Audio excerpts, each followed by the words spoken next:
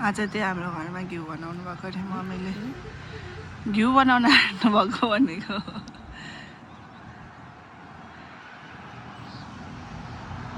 यो चाहिँ मैले घिउ खान आँटेको अब दुध त खासै धेर छैन आधी किलो घिउ दुधो अनि के अरे अब कुनै राम्रो हुन्छ कुनै राम्रो हुँदैन छाली त्यति बस्दैन त्यसको त्यो पनि जमाएर अब घिउ बनाउन आँटेको भित्र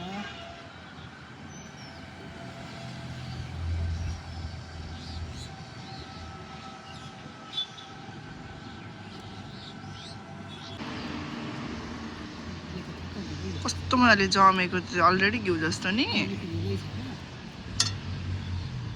यसलाई अब के यत्तिकै उमाल्ने के गर्ने अब हेर्न उमाल्ने अहिले कस्तो दामी बनाउँछ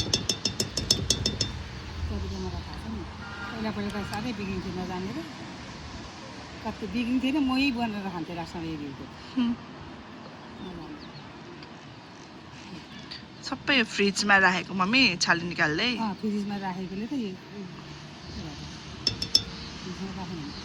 नराख फ्रिज नहुँदा राख्दैन कि किरा लाग्छ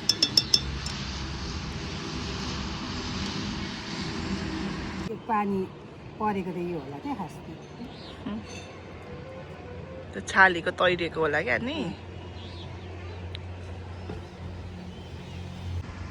सक्यो अब चाहिँ कति जति हुन्छ होला गेस गर्नु त घिउ यो एक पावाभन्दा त अलिक बढी नै हुन्छ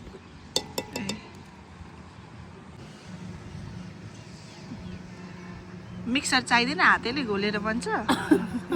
हामी मेरो मिक्सरै त्यो मिक्सरै भन्ने मलाई मिक्सरमा बनाउन आउँदैन यो त अब यही हो यो मिक्सरै यी मैसम्मै यहाँ पसेको थियो अहिले त अलिक टाइट भइसक्यो यो घिउ हुन आँटेको छ कति छिटो हुँदो रहेछ नि त्यही भएर टाइट हुन थाल्यो पानी निस्किँदैन मम्मी पानी निस्किन्छ यसकिन अब यो फेरि भक्क भक्कन हुन्छ नि पानी निस्किन्छ छेउबाट अलिअलि डल्लो हुन्छ यो भइसकेपछि एक डल्लो हुन्छ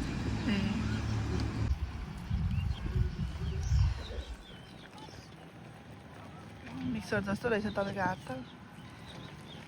मिक्सरै हो काम चलाऊ मिक्सर यही सजिलो नि मिक्सरमा त्यही पनि आउँदैन थियो पहिले यति धेरै मजाले राम्रो निस्कि पनि दिँदैन थियो नि मिक्सरमा पानी ज्यादा हुन्थ्यो नि त्यो नजानेर कसले सिकाउनु भएको कि आफै सिक्नु भएको आफैले ट्राई गरेको यसो गर्दा हुन्छ कि भनेर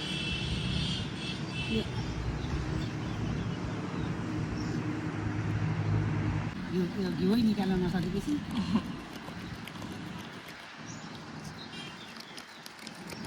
धेर टाइम पनि लाग्दैन 5 मिनटमा 5 मिनट लागेन मै निस्के अब डल्ला पर्न आएको ए मै निस्किन स्टार्ट भयो नि घिउ हुन थाल्यो धेरै बेर लाग्दैन सरासरी गरे पनि 5 मिनट लाग्छ बनाउन पग्लिएर पनि गएन बिग्रेन पनि ठक्क अब उस पानी निस्कै अब घिउहरू जमा डो कस्तो फास्ट हुँदो रहेछ नि हेर्दा कति पानी निस्कियो पानी निस्केर घिउ भयो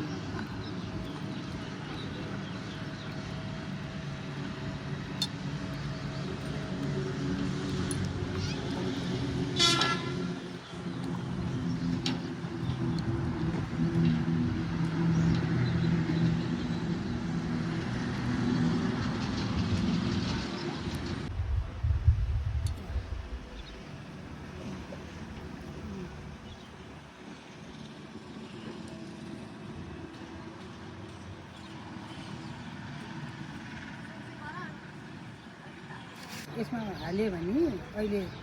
बिल्याउन त्यति बस्दैन ए सफा पानी हाल्नु पिउनु पानी हालेको यो पानी हालेपछि यो मोही पनि भयो यता यो पखालेको हो घिउलाई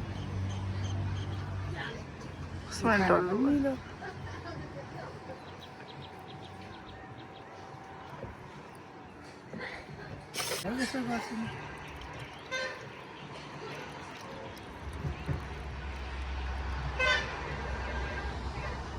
घिउ त म एकछिन बाहिर जाँदा त नि घिउ पग्लेर पानी भइसकेछ त ए पानी होइन के भन्छ यसलाई घिउ फरिएको हो अन्त कति छिटो त्यो डल्लो उयो भइसकेछ क्या अब हुन यो मोर्छ अनि कस्तो मजाले हुँदो रहेछ है फेरि गर्नु